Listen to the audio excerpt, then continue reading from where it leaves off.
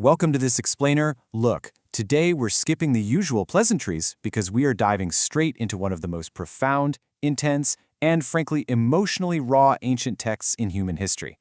We're talking about the Book of Lamentations. This is a collection of 5 poetic chapters that graphically depict the horrific aftermath of Jerusalem's destruction by the Babylonians. It's a masterpiece of ancient literature, really, one that takes us on a highly structured psychological journey through grief. And understanding exactly how it's built is absolutely crucial to understanding its message. Right out of the gate, we're hit with this stark, visceral shock. I mean, imagine a thriving, noisy, bustling metropolis, the absolute center of culture and life. Got it? Now imagine it completely, silently emptied out. That is exactly where the source text drops us in, the very first verse. How deserted lies the city once so full of people. It's a jarring, immediate opening that forces us to look directly at the devastating silence of the aftermath. So, let's look at Chapter 1, The Deserted City. Structurally, the whole Book of Lamentations is built like a giant V, and we begin our descent down by looking at the sheer, staggering scale of this loss. The poet personifies the city of Jerusalem as a woman to really explore the immediate, devastating effect of the siege. We're given this jarring contrast. She was once a queen among the provinces, a nation of true greatness and international stature. But her new reality? She has now become a slave. Her friends have betrayed her, her foes have become her masters, and every ounce of her splendor has departed. And this matters, right? Because it highlights that grief isn't just about what's gone. It's about the agonizing, haunting memory of what used to be. And you know, this loss of high status devolves incredibly fast into a desperate, primal struggle for basic survival. The poetry captures the sheer desperation of famine so perfectly. They barter their treasures for food to keep themselves alive. Just think about that for a second. All the gold, the silver, the precious family heirlooms, none of it means a thing anymore.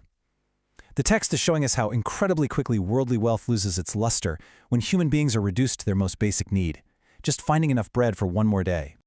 Moving down the V, we had Chapter 2, The Day of Anger. Here, the narrative shifts.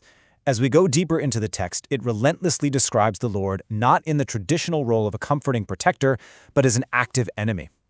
The survivors are standing in the rubble, trying to make sense of the senseless, and they turn their eyes upward. The text says he hurled down, swallowed up without pity, and burned like a flaming fire. The poet is not sparing God from the blame here at all. The text attributes the systematic dismantling of every physical and spiritual stronghold directly to divine wrath. The walls, the palaces, the law, the prophets, the whole shebang is gone, dismantled from the top down. And the poetry illustrates this with some of the most unsparing, horrific details of the siege. By focusing on the most vulnerable members of society, the poet paints a heart-wrenching picture of innocent suffering. We read about children fainting in the streets, literally begging their mothers for bread and wine as their lives just ebb away. It is a brutal, visceral image, and honestly, it defies any easy theological answers. The text is forcing us to sit in the extreme discomfort of reality, that in the total collapse of this society, the innocent suffered unimaginably right alongside the guilty. Which brings us to Chapter 3, Hope Amidst Affliction. We have now hit the absolute rock bottom of our V-shape. The perspective zeroes in tightly as the narrator takes on these incredibly brutal metaphors of physical and psychological torture. He says he's walked in darkness, been weighed down with heavy chains, walled in with no escape, pierced with arrows, and, this one always gets me, had his teeth broken with gravel. It is an intense, suffocating list. The narrator is basically taking on the collective trauma of an entire fallen civilization and bearing it entirely on his own shoulders. He represents the absolute darkest depths of their despair. Prosperity is a forgotten dream. All hope seems completely, utterly lost. But wait, right in the darkest possible moment, when the despair is at its absolute thickest, the pacing just completely shifts. We hit a sudden, jarring pivot in the narrator's mindset. Yet this I call to mind, and therefore I have hope. It's literally like a sudden intake of breath underwater. In the midst of the broken teeth and the arrows and the chains, he makes a choice to remember something else entirely. And here is that pivot. Because of the Lord's great love, we are not consumed, for his compassions never fail. They are new every morning. Guys, this is absolutely profound. Right in the dead center of the Book of Lamentations, literally the structural peak of the poetry, there's this brilliant, blinding flash of hope and unyielding reliance on divine faithfulness. Even after declaring that God was the enemy who destroyed their city, the narrator roots their ultimate hope in the idea that God's compassion is unending. It's an absolute masterclass in holding two incredibly conflicting ideas: total, catastrophic devastation and absolute unwavering hope at the exact same time. From that incredible peak of hope, we start our ascent in Chapter 4, The Gold Loses Luster. But listen, we aren't ascending into some happy Hollywood ending here. We are brought right back to grim reality. Once again, the poet uses these devastating before and after contrasts, but this time they are applied directly to the city's elite. The princes, people who were once brighter than snow and ruddy as rubies, to shimmering with immense wealth and absolute health, are now unrecognizable husks. They are blacker than soot, their skin shriveled up like a dry stick. The text is emphasizing that famine is the ultimate equalizer, right? It strips away every single layer of societal hierarchy and leaves everyone equally destitute.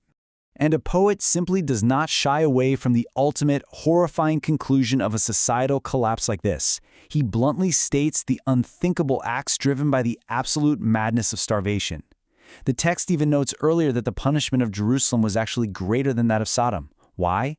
Because Sodom was overthrown in an instant, but Jerusalem suffered a prolonged, agonizing degradation, one that drove compassionate, everyday people to do the unimaginable just to survive. We are meant to be deeply, deeply unsettled by this.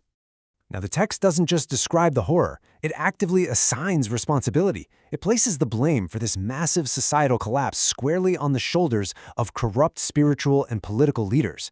The prophets and the priests, literally the very people meant to guide and protect the society, are called out for shedding innocent blood.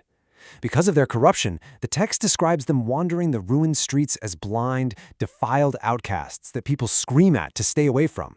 It's a stark reminder from the text that leadership failure rots a city entirely from the inside out. Which leads us into Chapter 5, A Plea for Restoration. In this final chapter, the strict, highly structured poetic alphabet meter that defined the rest of the book, it completely breaks down into this rapid-fire, communal plea. Just look at how the text stacks these crushing, everyday burdens. They are living the brutal reality of exile and occupation. Their homes now belong to foreigners. The basic natural resources they once owned freely, water and wood, they now have to buy it at a premium. They are ruled by harsh taskmasters, they're suffering from feverish hunger, and all joy, all music has entirely ceased in their culture. The text vividly, exhaustingly catalogs the day-to-day humiliation and economic devastation that follows a catastrophic defeat. And all of this exhausting daily reality culminates in one singular, tragic image: the physical ruin of Mount Zion. The most sacred, important location in their entire world is now just a pile of rubble reclaimed by nature, with wild scavengers and jackals literally prowling over it. It stands as the ultimate, indisputable symbol of their lost crown, their shattered joy, and the complete and total upending of their civilization. And that leads us to the very end of the book. After all the intense grief, that beautiful center point of hope, and the harsh reality of the aftermath, we are left with this final, haunting verse. The text does not wrap up neatly with a bow. It ends with a deeply provocative, totally unresolved question: unless you have utterly rejected us and are angry with us beyond measure. It literally just leaves us hanging. And what you should really take away from this is how perfectly, how accurately this captures the true nature of grief. Lamentations doesn't give us a clean, easy resolution because in the wake of unspeakable tragedy, human beings are so often left sitting in the agonizing uncertainty, holding on to just a glimmer of hope while waiting for an answer that may not immediately come. So I'll leave you with this to think about. When everything we rely on is stripped away, how do we hold on to hope in the silence?